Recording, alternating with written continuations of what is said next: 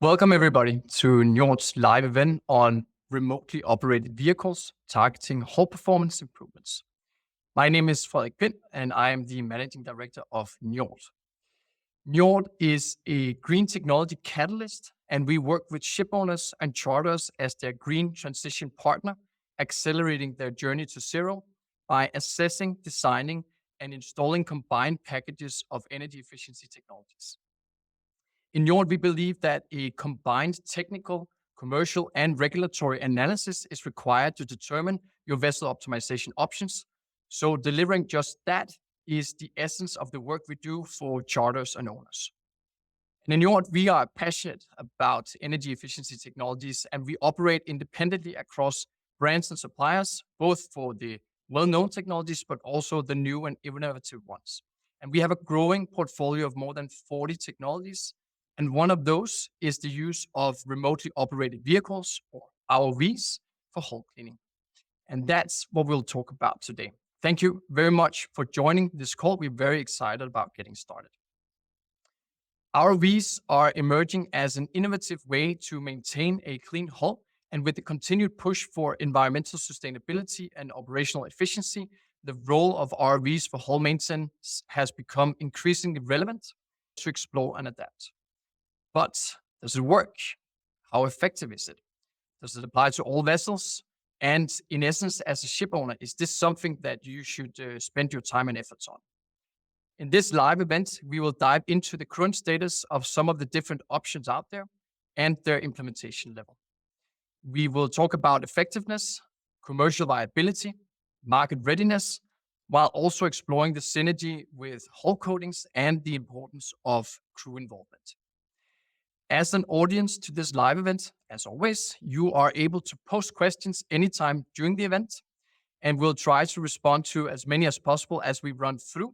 So don't wait until the end to post your questions. Just start typing them in as you see fit, because we will basically be answering as we go along. That being said, it gives me immense pleasure to introduce the 4 panelists of today. We'll start with Inder. Inder began his career as a marine engineer, gaining experience on ships before transitioning to work on energy efficiency projects at Maersk. In 2014, he embarked on his entrepreneurial journey by founding Tres Solutions, a performance analytics company that was eventually acquired by a private equity firm. Today, he serves as the founder and CEO of Alicia Bots, continuing his innovative pursuits. A big welcome to the event, Inder. Thanks, Frederik. Next up is Åge. Åge holds a Master of Science in Engineering and an MBA. He has 15 years within the maritime industry, servicing in various international senior leadership roles, both with vessel owners and operators and equipment suppliers, which has provided him with an in-depth understanding of the industry. He is very much interested in the transition to a sustainable future and a green transition within shipping. And through his role, the focus is on vessel performance optimization and the challenges associated with biofouling. He is currently servicing as the Chief Executive Officer of Shipshave. Welcome to the event, Åge. Thank you for having me. Thanks. Then next up is Thomas. Thomas started getting his diploma in business and then moved on his career to International Paint, AkzoNobel, followed by 20 years of working with 2 of the largest marine paint and anti-fouling manufacturers. Thomas founded CLIIN Robotics back in 2016 with the ambition to make cleaning and performance of ships more efficient and environmental friendly. So knowledge about anti-fouling coatings combined with his engineering co-founder team has founded the basis for cleaning solutions invented by CLIIN Robotics. Welcome to the call, Thomas. Thank you very much, Frederik. And then we have, last but not least, our in-house expert. We have Steen, the technical director of Njord. Steen has been in the industry of more than 30 years, closing in on 40. And he has been responsible for driving results through innovation in areas of fuel efficiency, new building supervisions and retrofits, among others. His key roles in Maersk have included head of fleet technology, head of cost leadership, and fuel optimization, while also having sailed as chief engineer on all types of Maersk oil and chemical tankers. welcome to the event, Steen. Thank you. Super good. That's the lineup of the panels. I hope for an engaging session today with a lot of questions from the audience. We'll start by just setting the scene. ROVs, hull performance. Steen, what is the issue that we are addressing here? Why is this relevant? And what's the potential that we're looking at? As you mentioned before, Frederick, I have in the past worked a lot on energy efficiency, fleet performance. And while we were managing not only our own fleet, but also our pool fleet, we had a high focus on hull performance.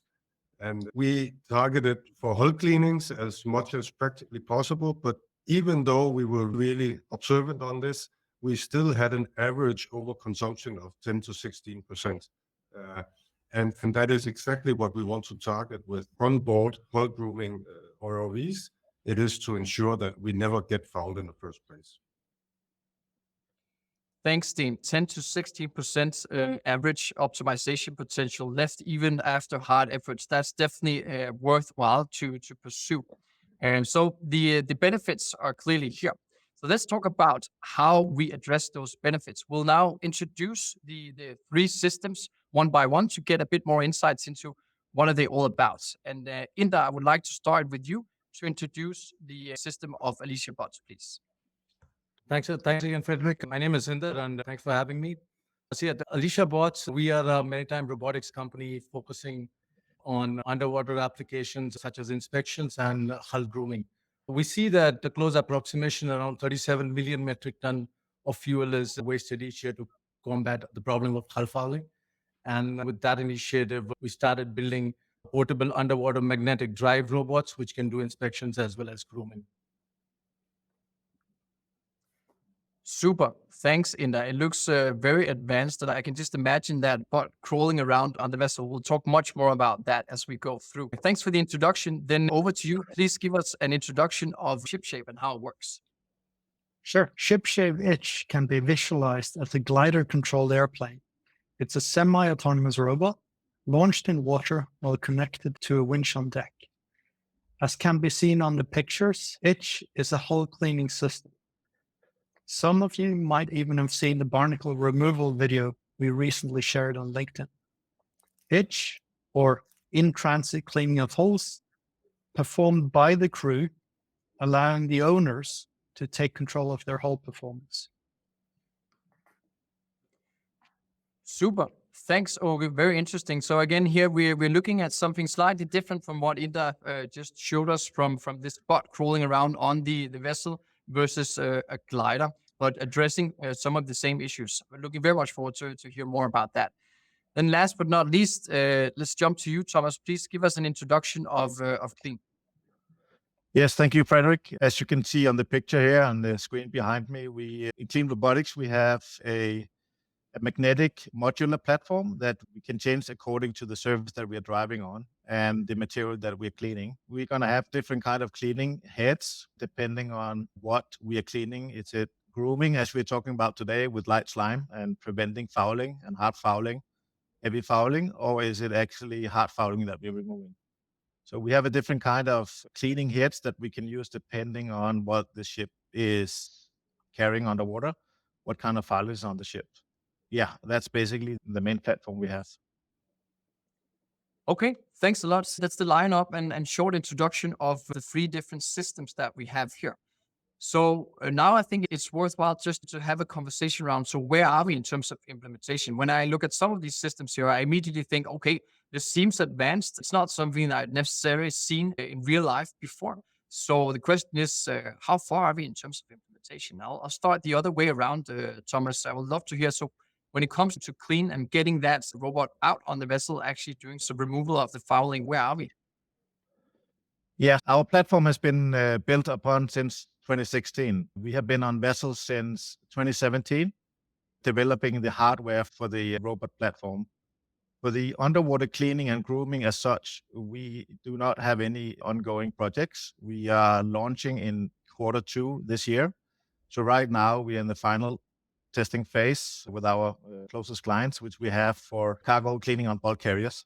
So we expect to launch in Q2 2024. That's where we are. But basically, the launch here will build on your years of experience of having done tank cleanings with a similar setup or a similar robot. So you feel quite confident also in the pilots and the launch that you're aiming for here. Yeah, so the platform is the same we use on tank cleaning and cargo as well as underwater cleaning. So the robot has been developed over the last 7 years, and we have a lot of experience with that robot. So what we are testing now is the different cleaning mechanisms. There's a lot of different foulings out there in terms of slime up to hard fouling, but there's also a lot of different coating systems. So we know that we're going to drive on hard coating, CDPs, FPCs, silicones, all these kind of anti-fouling systems. And we need to cater our system for the various coating systems as well as not only the fouling systems. So that's what we are testing, because we want to have a wide technology solution for all these kind of fouling types. Yeah, makes sense. And I definitely expect that will be one of the topics that we'll discuss here today, the application of your technology versus the different fouling or anti-fouling paint options out there today. I'm intrigued to say, can I then just lower my expenses versus the highest cost anti-fouling because I now have a robot crawling on the vessel? We'll not answer that question yet, but we'll definitely get back to it. Thanks, Thomas. Congratulations on the testing and best of luck with the launch in Q2. Then we'll jump to Åge. Tell us a bit about where are we when it comes to implementation of Shipshave? Shipshave was founded in 2019. We delivered our first unit in 2020, so we have some experience in real life. We have installed base of 85 systems currently, and it's growing. We're working closely with our customers on expanding adaptation across their fleets. Itch is designed for easy implementation and deployment, removing barriers for deployment, making the equipment easily available so that we can clean with a higher frequency than what has been common in the past. That frequent cleaning reduces overconsumption and emissions. Super. Thanks, Åge. So if I heard you correctly, 85 systems or units are currently out sailing on vessels being deployed. Okay, that's impressive. That's really good to hear. When was the first system that you had out launched on a real, you could say, client vessel? The first delivery we had was early 2020. Okay, so that means you basically have 4 years of takeaways or experience from that system. Have you then seen some moderations of the glider from the first installation, or is it the same system that is being deployed as the first vessel out there? There has been a process of continuous improvement, small and large, and we're in the midst of launching our generation 2, where we've taken on some larger changes and improvements which required programming and redesign of electronics, to mention a couple. Okay. And super. also pushing the limits in terms of how and where it can be used, in terms of depth, in terms of sailing speed, etc. Okay, super. Very encouraging and good to hear that there's innovation also involved as you learn. Thanks a lot, Åge. Then we'll jump over to you and tell us a bit about the implementation stage of Alicia Bots. Yeah, I think we started our journey in 2020, and it took almost 2.5 years of research before we could get a final product which is viable as well as reliable. We currently have 20 units operating on ships and a growing order book. I think one of our key implementations was how easy we can make it for the ship's crew to operate, because our device usually stays on the ship and it's more for grooming rather than hard cleaning. So it's like more frequently to be used by the ship's crew. Got it. Super interesting. And that brings up another topic that I bet we'll also get back to in terms of crew involvement and what is actually required. We've had that discussion for other technologies in these past events as well. And it's always interesting to hear what are we actually asking from the crew when we become more and more innovative when it comes to technologies. Okay, so what you're saying is 20 installations and a growing order book. Super interesting. That basically means that if we add up the numbers, then we are plus 100 installations just amongst the 3 of you here, with Thomas just getting started on his first applications as well. We had a recent live event on the Wind Ocean where the conclusion was around 50 installations globally by end of 2023, 2024. So we can state that when it comes to ROVs, it's actually a more popular choice currently in the maritime industry than wind assisted propulsion. I'm not sure that it gets as much publicity or chance in the industry as wind assisted propulsion, but I think that's quite interesting. Steen, why do you think that is? We always talk about wind as the free fuel, and it gets a lot of attention. You were part of the rotor sales in 2018 for Maersk Tankers, but now we're hearing that when it comes to ROVs, we're actually surpassing installations of wind assisted propulsion. I think it's quite interesting. First and foremost, hull performance has been a key factor for many years. So everybody is fully aware that added resistance to the hull is very expensive and bad for the CO2 emissions. So it's also a relatively easy fix. Hull cleanings have been performed for decades. And this is the new smart way, as mentioned in the beginning, to avoid that overconsumption that you experience between the hull cleanings.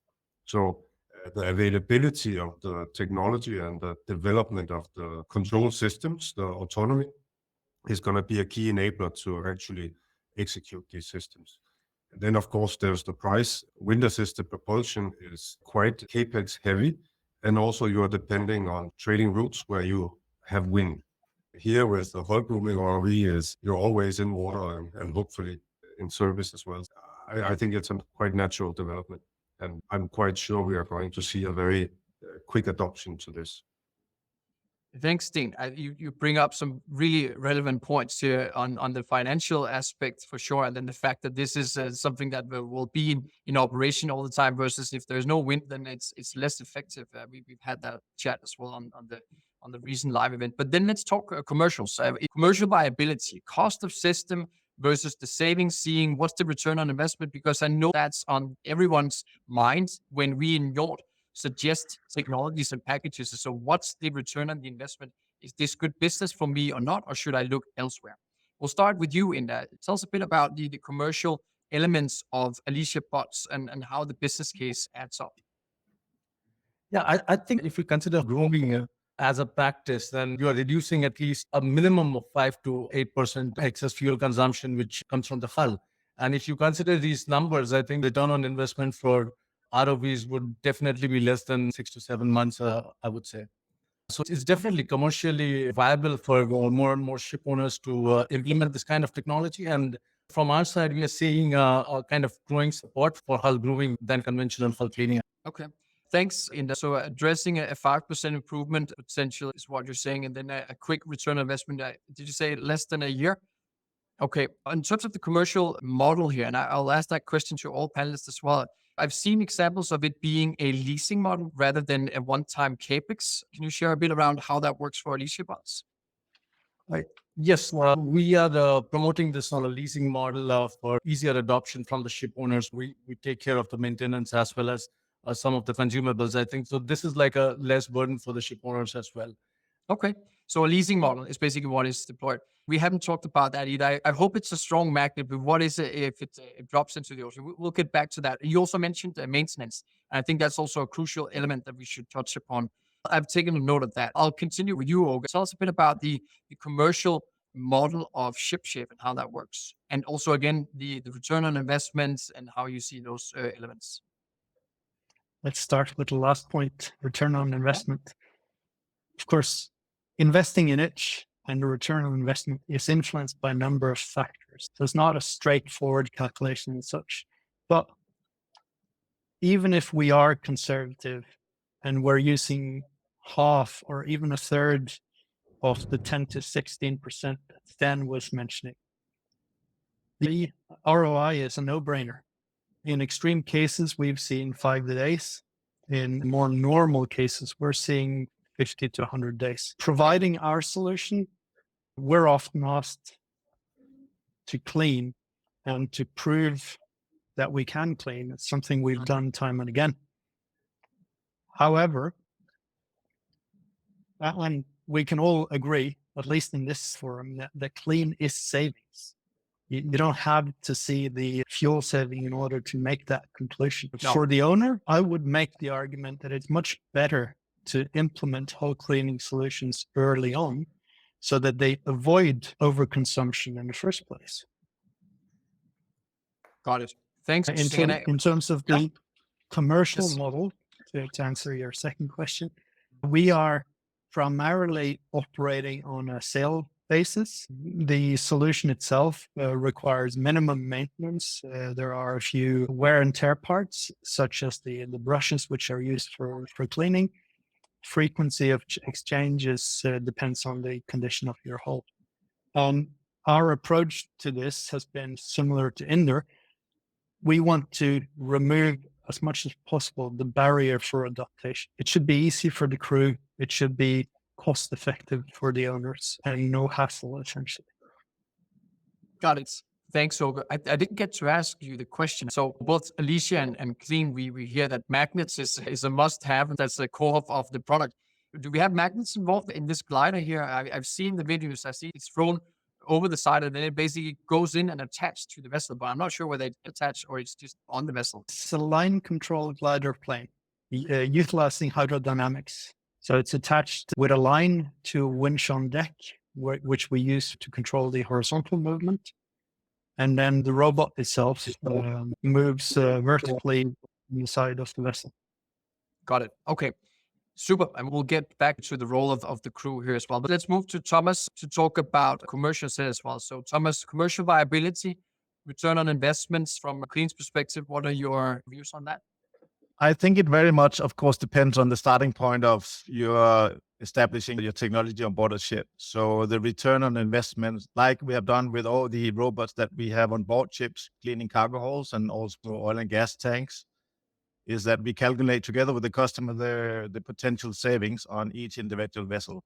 Because all vessels trade differently. It's different size, different speed, different fouling intensivity. So the ROV can vary from, like has been said before, maybe a week up to a year, depending really on the trade of the ship. So it's not a straightforward answer. It's not the same across the board. It's very depending on a lot of factors. You can also say that the return on investment can be very long if your ROVs is destroying the anti-fouling system when you do cleaning. Then that's another potential issue for the ROV that you have to make into calculations. So it's not a straightforward answer, but needs to be calculated based on the individual trade and speed of the vessel and anti-fouling system. Yeah, and thanks. And I think we'll stick with that. And then let's open the first question mark here in terms of anti-fouling and the paints applied to the vessel. We'll pick one question also from the audience. I'll start with Steen, and then we'll move into the different applications and the considerations, and also how you are accounting for the different types of paints. So we have a question here from Panagiotis. Good morning to all. Can ROVs replace anti-fouling paints, enhance its performance, or maybe reduce its performance? I want to just quickly start with you, Steen. When you pitch different types of technology packages to owners and charters today, how much of that conversation or pitch is surrounded around paints? Is it an important factor? Is it something that people spend time on, or is it less important? One of the most important factors in maintaining good performance of your vessel is selecting the right anti-fouling system to the vessel type, size, and trade area. And there are so many elements that go into this selection. One also being the capex. So it's a balance between expected performance and cost. But it is something that all ship owners are very much aware of and try to get the best possible solution. What I see regarding if ROVs can replace anti-fouling paints, no. And the whole coating of the vessel has many purposes, from anti-corrosion protection, damage, etc. I do see a future change of the type of coatings that can be utilized because you have the grooming robots on board, potentially hard coat with 10-year life cycle. That will have additional sustainability gains, less blasting, less time in dry docks, etc. Okay, thanks, Steen. It's almost like you're reading some of the comments on the side. I'll combine the first question here with the next one here as well when we go through the answers from the two system providers here. Giannis is asking, cleaning ROVs substitute biocide action in hull paints. Is the industry moving to biocide-free hard coatings? So let's see if we can include that reflection or question in the answers as we go through, and also just asking, how does your solution map out to the different paints providers out there? I want to echo Steen's comment from my conversations with the different owners and charters. When we move into the discussion around paint, it's almost like religion. And once you have chosen a strategy, it's very difficult to deviate. And I would imagine that it can also be difficult to pitch systems or technologies that interfere with your choice of paint. I'm just lining up the field here for you guys. But let's start with you, Thomas, and then take it around. How do you see this? I think definitely the end goal for our technologies, all the three of us, and together with the paint manufacturers, is to work in combination to always maintain a clean and smooth hull. How we do it in combination is still to be determined and discussed. We as a company are in close dialogue with the paint manufacturers because we believe that this is necessary. Our end goal would also be to have a non-toxic anti-fouling systems in combination with our ROVs. That should be the end goal for the industry and for the environment. I don't think it's viable to have self-polishing anti-fouling with copper, biocides, etc., being released into the sea. So I think that should be the end goal from our technology perspective for the paint manufacturers as well as the ship owners. Mm-hmm. I think we should make it as environmentally friendly as possible and work together. I think that way we will achieve a good result for the benefit of all. I think it's, as you mentioned, a religion for some people, but I think that's the way we should go. Yeah, thanks. Collaborative approach. We need to solve this one because there's value in adding these systems in combination with the different types of paints. Let's jump over to you, Åge. 85 systems out sailing at the moment. So is the glider just working in harmony with the coating, or is it harsh on some of the more fragile coatings? We always hear that some types of coatings, they are not even advised for ice waters because they potentially scrape off. So are you scraping off the paint, or how is that working? I would claim that we're slightly more gentle to the hull than running into ice. But we have done testing to make sure that we are not harming paint.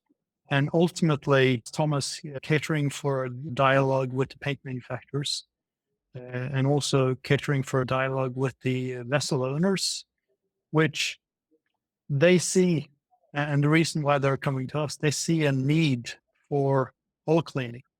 So there is a recognition in the industry that paint alone does not solve the issue. I think going a bit towards the question from Johannes, having hull cleaning solutions definitely opens up new opportunities. And as an industry, not just talking about hull cleaning solutions, but paint manufacturers, vessel owners, charterers, we have an opportunity to look at this from a total cost and total emissions perspective. So how can we optimize the total cost of investment or operating the vessels? And how can we make sure that the emissions, both to air and water, is as low as possible? And a combination of biocide-free, long-lasting hard coatings with hull cleaning is definitely a way to go, if you ask me.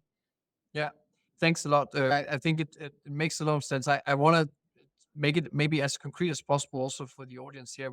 And I think it's so impressive with the 85 installations. Have you seen examples of your installations in operation damaging the paints, or is it actually working without interfering with the applied paints? We have not had any reports of damaging paint. There we go. Okay, thanks. I think that was what I was looking for. Thanks, Åge. Let's jump to you, Inder. The same question here. How have you worked with ensuring there's harmony with the paint applied, and what are the examples you've seen? You have 20 systems in operation, right? Yeah, I think we do test patches on various paint plates just to see what kind of erosion happens from the brushes we are using. And coming to Yanis's questions, I think a combination of ROV and the biocide-free hard coatings would probably be one of the really good future solutions. Hard coatings also have a very good surface finish, so they can boost the fuel efficiency. But I think since they're biocide-free, they tend to attract fouling at a little bit more than conventional anti-fouling paints. So I think a combination of ROVs with these kind of coatings would probably be advantage for the ship owners in the future. Okay. And again, very concretely on the installations that you have out working on vessels today, have you seen any damaging effects on the paints already applied to the vessel? No, we have actually very carefully selected the brushes. We probably cannot clean heavier fouling, but we ensure that we are not damaging the anti-fouling. And I think we are promoting that you go into a kind of a grooming model. Maybe it's once a month or once in 2 months, but you do it with light grooming brushes so that it's very gentle on the paint. Okay, so again, it's the right selection of brushes and with the view that it's actually very gentle touch. It's preventive maintenance, as we would also call it on the vessel in general, right? So you ensure that you actually groom before you get to the point of having to clean. Yes, we have some experience with hard coatings also. I think for hard coatings, we are slightly customizing the brushes to clean a slightly heavier fouling, I would say. Okay, got it. Thanks a lot. And thanks everybody for answering these questions around the paint. My takeaway is that it's very much on the agenda for all of you. And at least the two systems where we see that there is a good number of systems being in operation, we have not seen any issues with the paints applied on the vessel. So I think that's quite good to hear. I'll jump over to you, Steen, and we have one more question on implementation just before we move on from that topic. It comes from Thomas. He's asking, from your chair in the industry, is the industry sufficiently adopting hull grooming strategies for their vessels? Why not? What are the practical, operational, financial inhibitors? Is it primarily availability of the right technology, or are we missing a 360 perspective, i.e. aligning paint strategy with the hull grooming strategy? Thank you for the good question here, Thomas. Steen, over to you. What's your viewpoint? Yeah, nice to get a question from an old colleague and expert on the area. Hi, Thomas. I definitely do not believe the industry has sufficiently adopted hull grooming. It's still on the starting phase. As we hear today, 105 installations are out there, and we have 100,000 vessels, right? We can do a lot more. And I do believe this is going to pick up dramatically the next coming years because it makes so much sense. And I do also believe that the reason is people need to hear about it, they have to see it in action, and they have to understand the level of engagement from the crew. Most ship owners are quite cautious about adding scope to their crew. They are already quite busy, and there are rest time regulations and so on. So this is something that has to be communicated and described, and experiences shared between ship owners. Hopefully we can play a good part there. We are piloting all three technologies here. I believe it is one of the easiest technologies to sell in the coming years because it is something that we've been waiting on, and I think everybody will understand the need for this. And definitely, as mentioned before, there will be an alignment between the anti-fouling systems and the hull grooming, and it will be paired properly. We have these different concepts here in the panel today, and I also see that there will be a need for different solutions for different operational patterns, etc. I'm super excited and positive for the future of the hull grooming. It's been a passion of mine since 2016. I'm very pleased to see the development. Thanks, Steen. And let's piggyback on that in terms of the crew involvement and responsibilities. We touched upon it early in the conversations. And knowing Steen from his skilling day, I also know, Steen, you're crazy about the new toys that you can test out on the vessels, right? You've been part of many different test runs of all kinds of new tech, right? And then, as you also mentioned, that's also part of your job today. You're basically working with all three of the gentlemen here on the call to be on the side of all these different pilots, so we can be ready to also pitch it in the combined packages of Njord going forward. But that passion, I hope that's something that's spread across for all seafarers, but it will require something, I would assume, for the different seafarers of the crew to engage with this technology. And so let's take that question and run it through with the different technologies and your considerations around that. We have, again, the question from Giannis: successful performance of the ROVs depends on crew engagement. What actions are the three solution providers implementing to engage the crew better? I think both in terms of engagement, ensuring utilization. I would like also to flip the question around ease of implementation. Is it something that we can easily do, or does it require a lot of training, etc.?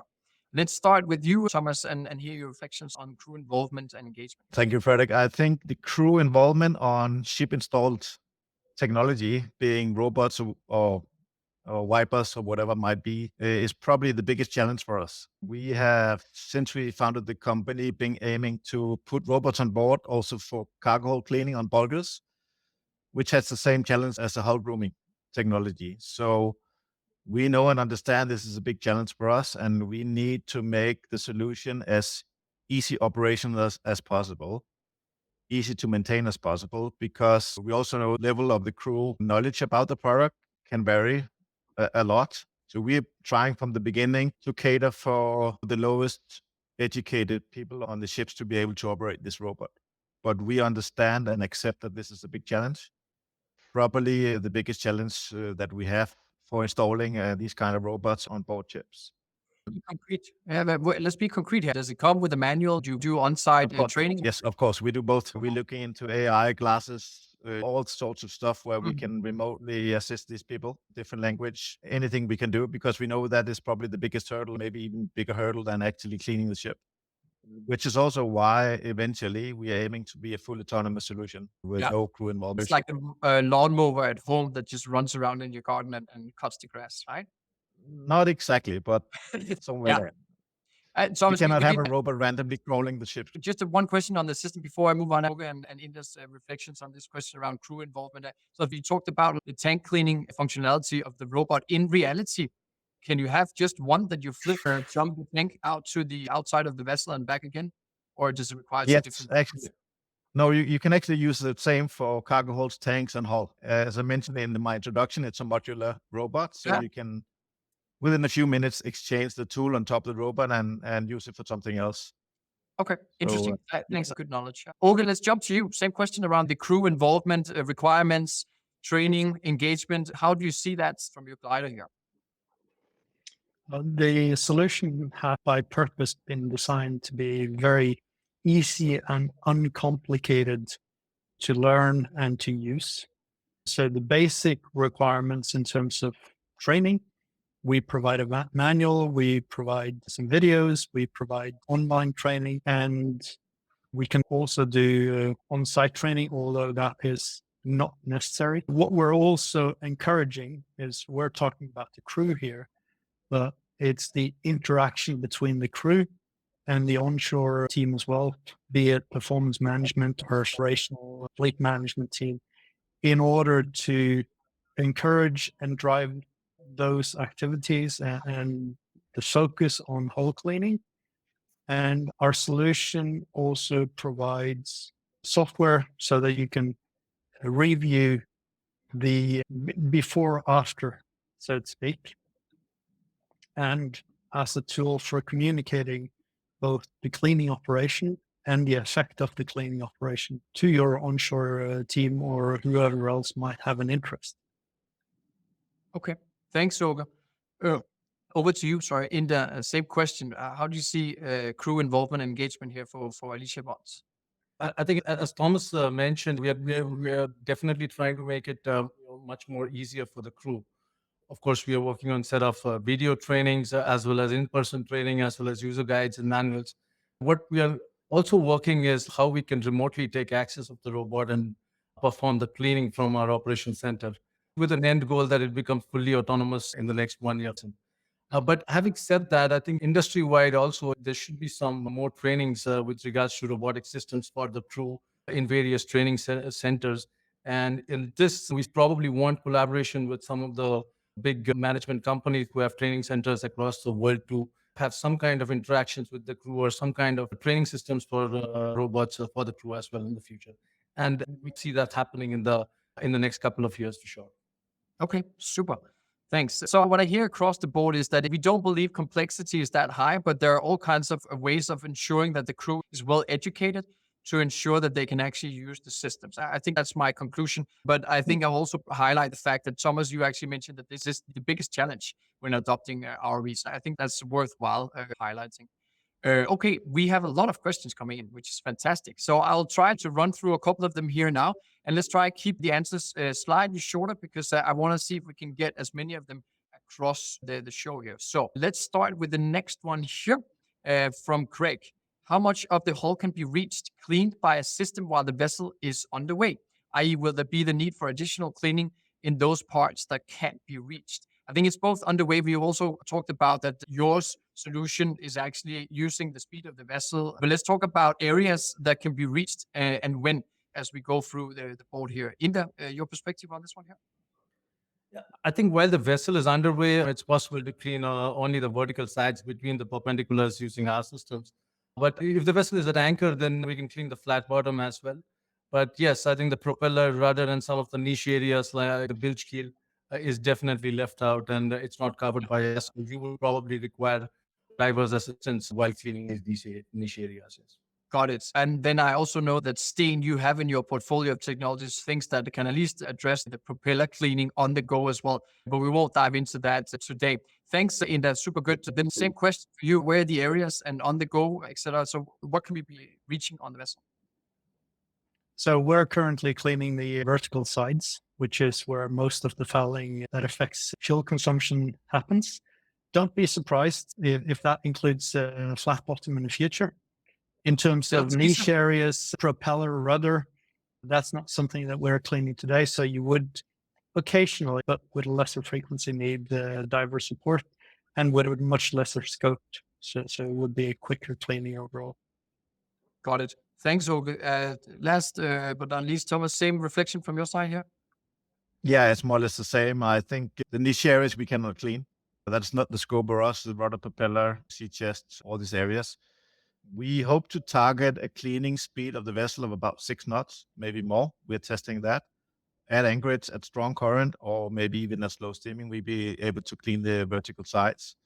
When the vessel is idle, we can clean the remaining areas, not including the niche areas. Okay. Again, so vertical sides at some speed Flat. and then flat bottom when at anchorage, for instance. Yeah. Okay. Super good. So I'm hearing a trend here, Steen. We talk about combination of this new innovative technology with different types of coatings. Does not sound a lot like some of the things we look at for the propeller and some of the same considerations here for a ship owner. Yeah, I think there was a good comment during this response, and that is that the absolute biggest area is covered by these technologies. So the niche areas are, of course, also important to keep clean, but the impact of the slight fouling on those are less dramatic than vertical side and flat bottom. So that said, obviously there are technologies to keep the propeller clean, which is the second most important area. So there are solutions for that as well. And you will need occasional divers inspection for other purposes, and they can then do the sea chests and the niche areas. So all in all, it would be a very mature thing to engage with. Yeah. Super. Thanks, Steen. Okay, moving rapidly along for the next good questions coming up here in the chat. Now we'll talk about regulations. So we have 2 questions. I'll just take one and then I'll post the other one as well. And then we'll take a round to talk about considerations around regulations. So here a question about, for instance, in Italy, it's forbidden to clean holes in the water to avoid biocide dispersion. This solution might be useless if authorities are rightfully concerned about pollution. That's one question we get up. And then second one here. How do you address environmental concerns? ROV operations may still have environmental impacts, such as the potential disturbances to marine life or the release of pollutants from cleaning materials. We'll start with you, Thomas, on CLIIN. How do you see this issue from your perspective? Yeah, I definitely think it's an issue. It's sometimes funny the regulation works because the anti-fouling is designed to be released. So it's going to be released one way or the other somewhere in the world, just not in the local port, right? So it's a bit of a double standard sometimes, but I fully understand that. That's also why I said earlier that we as an industry should move towards non-toxic anti-fouling systems in combination with ROVs. Then we are solving these issues. I'm not sure they're asking about collection as well, because that is the requirement in many ports in Europe, especially that you need to collect whatever you clean, which is also why we have working on a collection method for our ROV. So you can actually collect what you are cleaning. If you are cleaning openly and just taking off what's on the surface and leave it on the seabed, then in many European countries that will not be allowed within the port state limits. Which is also why we are aiming to be able to clean when the vessel is moving in international waters or at anchorage far away from the 12 sea mile limit. Then that's why we are focusing a lot on the adhesion of the robot to the surface. So we're actually able to clean in strong current because we know this is an issue, especially in Europe. And in other countries and other parts of the world, it's not as much the metallics and biocides in the paint, but more the invasive species, which is the issue. So in Europe, they're very focused on the chemicals, and outside Europe, they're very focused on the invasive species. So I would assume you require some kind of approval for the collection methodology of your system before that actually goes through and you can do the cleaning and collection in different ports. Yeah, and again, that's very depending about the port authority. So the Italian ports have a different strategy and requirements than the Dutch ports or the Spanish ports or the Danish ports. There's no global regulations on this kind of thing. So it's really depending on the local port authorities, which is making it very tricky for cleaning of ships and ports because they're all But different. you're basically good to go. And that's again why you're designing a system that is able to run as you're sailing. So let's jump to August. The same question here. How do you see this? So for itch or Shipshave itch, it's essentially cleaning during transit. And to second Thomas's comment earlier, any biocide in the paint will seep out sooner or later. So moving the industry towards biocide free is definitely a benefit in that context.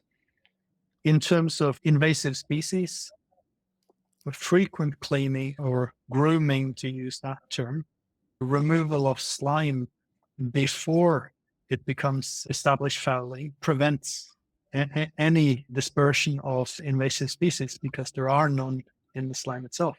So frequent cleaning from that context is much to prefer. Okay, so again, back to what we also talked about is the grooming methodology rather than the cleaning methodology, because that actually means you avoid that problem altogether. Okay, interesting. Thanks, Inder. The same question for you in terms of regulatory concerns. Yes, I think with regards to the latest MEPC, the IMO actually classifies as microfouling and macrofouling. And IMO also states that microfouling you can clean in ports, although it depends on, of course, as Thomas said, the permissions of the port. I think what we are focused on is just cleaning at microfouling levels. If you're cleaning the vertical sides during slow steaming or even on transit at speeds lesser than 11 knots. Yeah, but I think in terms of a recovery unit, we don't have any plans now or in the future for recovery units. We want to make this solution more viable to be cleaning during the transit. Also, since our solution is more to be adopted by the ship's crew, the maximum amount of time they have to do this kind of job would be while the ship is sailing as compared to they'll be busy in ports or in anchorages. Okay, super. Thanks. Good answers, everybody. It sounds as if it's catered for, and again, the cleaning or grooming while sailing is to be a go-to, and then also there's a collect as you clean concept as described by Thomas, which also sounds quite interesting.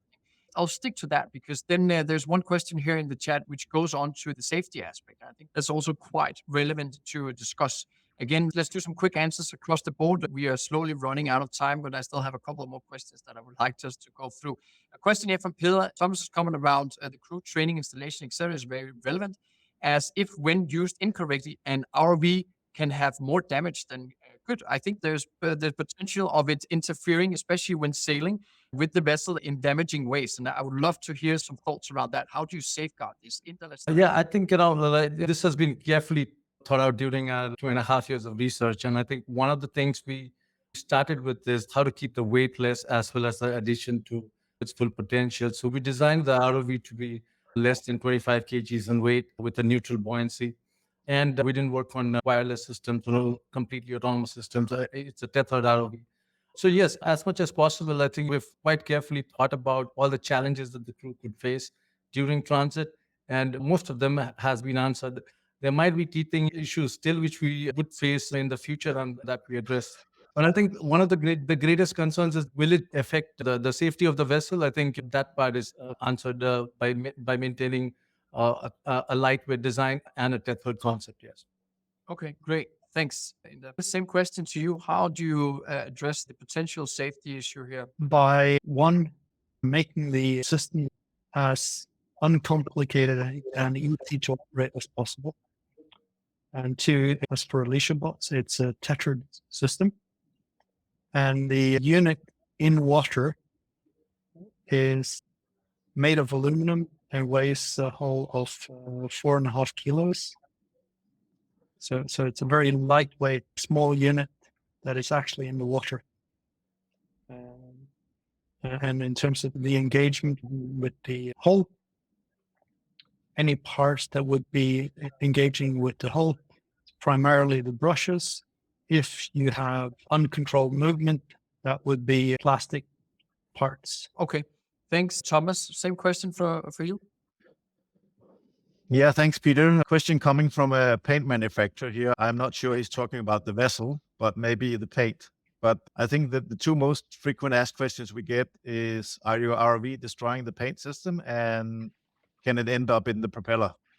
So, of course, those are the two main focus area for our cleaning ROV, not to destroy the paint when we clean, and also not ending up in the propeller when it's sailing. So we will, of course, have it tethered and ensure that the ROV cleaning, the fouling doesn't destroy the paint systems. I myself have a background with paint. I know how important it is.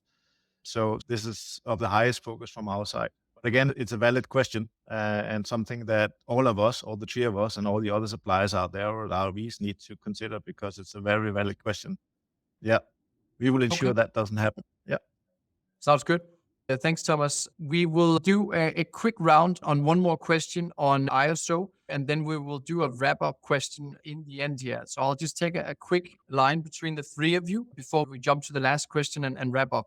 So Craig here has a question. There are some standards being developed by ISO on testing the hull cleaning systems and how they are operated. Is this welcomed by system makers? Thomas, from your side? Yeah, I think standards is good. I know also BIMCO is working on standards for cleaning. I think all getting a level playing ground is a good thing. Anything that is written there, it's fine. I think the ISO standards are going to take a while. I think the technologies will be implemented faster than the standards is going to be in place. But sure, we welcome these kind of standards and we will live up to them. Thanks. From your perspective, Åge? I would second Thomas. We have the IMO guidelines. We have BIMCO working on something. We have the ISO standard. And they're quite aligned. They have a slightly different focus depending on who's the majority in the different groups. But I think at the end of the day is reaching that best common ground in terms of what are the objectives. And I'll say for ISO, it's definitely centered around emissions, but more emissions on the biofouling level than total emissions. Okay, thanks. And then lastly, but not least, Inder, I'm not expecting a hard no from your side here, but there's some additional reflections from your side? Yeah, I think, of course, we are welcoming all these other ISO standards. I think what we are really looking for is also the classification societies to come up with some kind of type approval for cleaning robots. I think that's one of the questions which we often get from ship owners about type approval. So I think I'm more looking forward to some kind of guidelines developing towards that. Okay, cool. Thanks a lot. There is an openness here, so that should not be an issue. Just bring it on in terms of ISO standards. Let's jump to the last question. Steen, I'll start with you because we've been around the table now in terms of the commercial viability, the effectiveness, safety elements, etc. There are many things to consider. So while we are waiting for Frederick to reconnect, I'll just add a little comment. He is connected. I'm here. Okay. You're just about to steal the show there, Steen. But the next question is for you. I hope you can hear me. Steen, strategizing for the ROVs here. When a ship owner or charter comes to you and you're advising on what to do, then what are the considerations, right? So what are the key considerations for implementing remotely operated vehicles for hull cleaning? What would you consider, and what is your advice to a ship owner and a charter here? Basically, what we do is always combining technologies, and that includes, of course, anti-fouling paints and optionality for hull grooming. And you can equalize a business case with the anti-fouling system with the add on the hull grooming. And then this kind of technology is always a win when you add it with other technologies. So we had a wind and hull grooming comparison before, and I just want to make absolutely clear that if you have options for wind-assisted propulsion. That does not mean you don't need hull grooming. On the contrary, it will only improve your efficiency of other technologies as well. So I just wanted that to be completely clear. Got it. Thanks, Steen. So it sounds as if this is always a good consideration to add in when you are thinking about how to upgrade your vessels in terms of technology. Yeah, then the ship owner's major concern, as we have talked about a lot, is of course the crew engagement and how that looks. But the dialogue is quite easy with ship owners on things like this.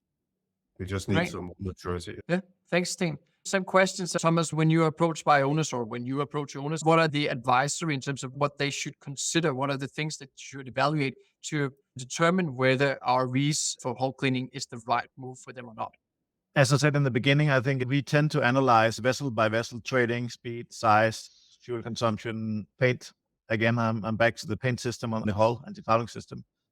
So that is a close dialogue. We are not pushing robots out to ships that do not need robot. It doesn't make sense because then the return on investment is not there. We are looking for long-term partnerships with our clients. It's very important for us to sit and analyze each individual vessel in order to make the right decisions, because implementation and execution is really a success factor here.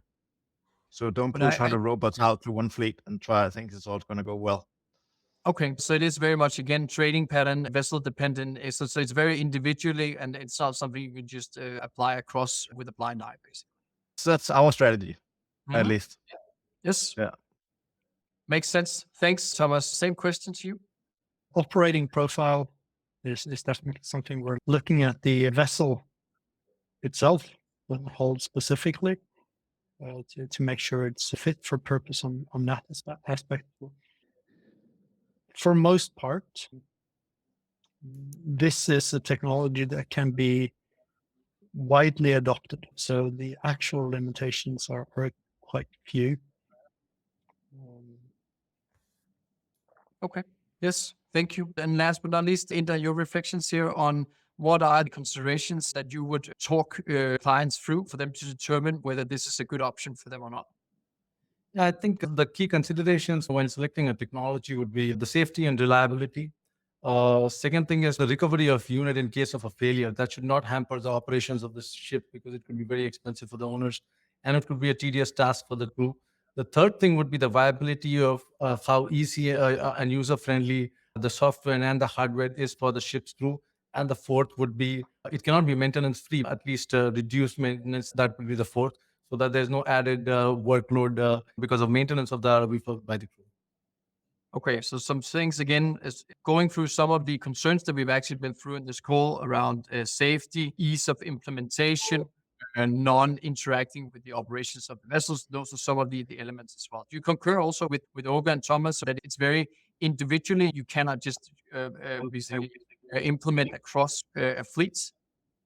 Oh, definitely. Yeah, I think at least on the broader types of the ships, there will be some differentiation. Definitely. I totally agree with Thomas on this. Okay, super. Thanks a lot, Jens. That actually concludes our live event for today on ROVs for hull cleaning and hull performance. Thanks a lot for all the fantastic questions that we have gotten in. I want to just try and quickly, and this is going to be tricky, recap what we've been through here. We started with a very early scene setting in terms of Steen saying that even though having worked with improvements for many years, we still see a potential scope of improving the hull performance by 10 to 16%. We got some follow-up comments that at least the scope that we're addressing with some of these solutions here looks at 5%. We also calculated real quickly some quick head math in terms of a number of systems deployed is more than 100, which means that it actually surpasses the numbers on, for instance, wind-assisted propulsion implementation at the moment. So I think that's quite an interesting finding that we had here in today's call. We talked a lot about combining the technologies with the different types of paints out there. I feel quite confident that this is very high on the agenda from the three systems here, working with the different paint suppliers, having backgrounds from the different paint suppliers, but also ensuring that goes hand in hand with whatever kind of anti-fouling that is chosen for the vessel. We talked a lot about crew involvement. There was a comment saying this is non-complex. We talked about manuals. We talked about on-site training. We talked about 3D training sessions as well with 3D classes. I think it was quite interesting to see the different options being explored to ensure that the crew is fully enabled to utilize these systems. Then we talked about where does it apply, and I think I heard vertical sites a number of times because this is where the biggest impact will be. But we also talked about being able to apply the solutions on the bottom with an anchorage, for instance, so you can actually apply it all around. So I think that was also quite good to hear.